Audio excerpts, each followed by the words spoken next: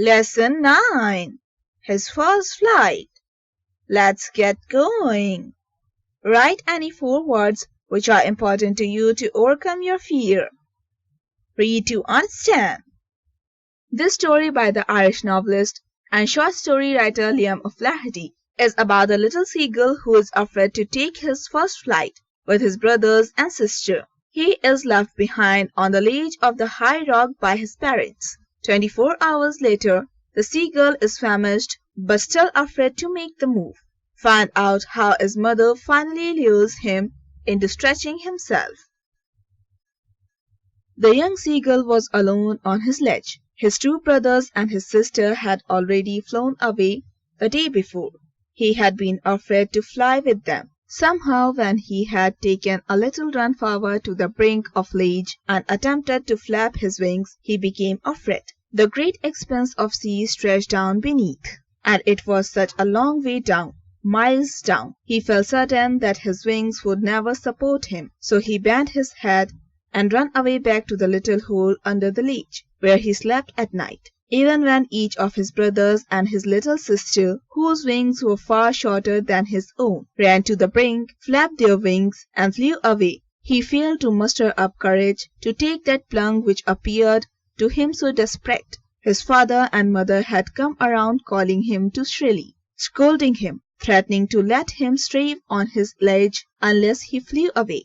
But for the life of him, he could not move. That was 24 hours ago, since the nobody had come near him. The day before, all day long, he had watched his parents flying about with his brothers and sister, perfecting them in the art of flight, teaching them how to skim the waves and how to dive for fish. He had in fact seen his older brother catch his first herring and devour it, standing on a rock while his parents circled around raising a proud cackle. And all the morning the whole family had walked about on the big plateau midway down the opposite cliff, laughing at his cowardice. The sun was now ascending the sky, blazing warmly on his ledge that faced south. He felt the heat because he had not eaten since the previous nightfall. Then he had found a dried piece of mackerel's tail at the far end of his ledge. Now there was not a single scrap of food left. He had searched every inch, rooting among the rough, dirt-caked straw nest where he and his brothers and sister had been hatched. He even gnawed at the dried pieces of eggshell. It was like eating part of himself. He had then trotted back and forth from the one end of the ledge to the other, his long grey legs stepped daintily, trying to find some means of reaching his parents without having to fly. But on each side of him the ledge ended in a sheer fall of precipice, with the sea beneath, and between him and his parents there was a deep, wide crack. Surely he could reach them without flying, if he could only move northwards along the cliff face. But then on what could he walk? There was no ledge, and he was not a fly, and above him he could see nothing. The precipice was sheer, and the top of it was perhaps further away than the sea beneath him. He stepped slowly out to the brink of the ledge, and standing on one leg with the other leg hidden under his wing, and closed one eye, then the other, and pretended to be falling asleep.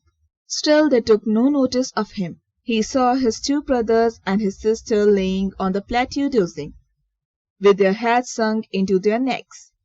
His father was preening the feathers on his white back. Only his mother was looking at him. She was standing on a little, high hump on the plateau, her white breast thrust forward. Now and again she tore a piece of fish that lay at her feet, and then scraped each side of her beak on the rock. The sight of the food maddened him.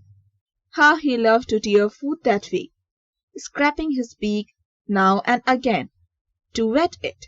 He uttered a low cackle. His mother clacked too, and looked over him. "Ga, ga, ga!" he cried, begging her to bring him over some food. "Gol ul ah!" she screamed back mockingly, but he kept calling plaintively. and after a minute or he uttered a joyful scream. His mother had picked up a piece of fish and was flying across to him with it. He leaned out eagerly, tapping the rock with his feet, trying to get nearer to her mother as she flew across. But when she was just opposite him, abreast of the ledge, she halted, her legs hanging limp, her wings motionless, the piece of fish in her beak almost within reach of his beak. He waited a moment in surprise, wondering why she did not come nearer, and then, maddened by hunger, he dived at the fish. With a loud scream he fell outwards and downwards into space. His mother had swooped upwards. As he passed beneath her, he heard the swish of her wings. Then a monstrous terror seized him, and his heart stood still. He could hear nothing, but it only lasted a moment. The next moment he felt his wings spread outwards. The wind rushed against his breast feathers, then under his stomach and against his wings. He could feel the tips of his wings cutting through the air. He was not falling headlong now. He was soaring gradually downwards and outwards. He was no longer afraid. He just felt a bit dizzy. Then he flapped his wings once and he soared upwards. He uttered a joyous scream and flapped them again. He soared higher. He raised his breast and banged against the wind. Ga ga ga, ga ga ga, gol ool ah. His mother swooped past him, her wings making a loud noise. He answered her with another scream. Then his feather flew over him screaming. Then he saw his two brothers and sister flying around him, soaring and diving. Then he completely forgot that he had not always been able to fly, and commenced himself to dive and soar, shrieking shrilly. He was near the sea now, flying straight over it, facing out over the ocean. He saw a vast green sea beneath him, with little ridges moving over it, and he turned his beak sideways and crowed amusedly. His parents and his brothers and sister had landed on the green floor in front of him. There were his legs sank into it. He screamed with fright and attempted to raise again, flipping his wings. But he was tired and weak with hunger, and he could not raise, exhausted by the strange exercise. His feet sank into the green sea, and then his belly touched it, and he sank no further. He was floating on it, and around him his family was screaming, praising him, and their beaks were offering him scraps of dogfish. He had made his first flight exercise.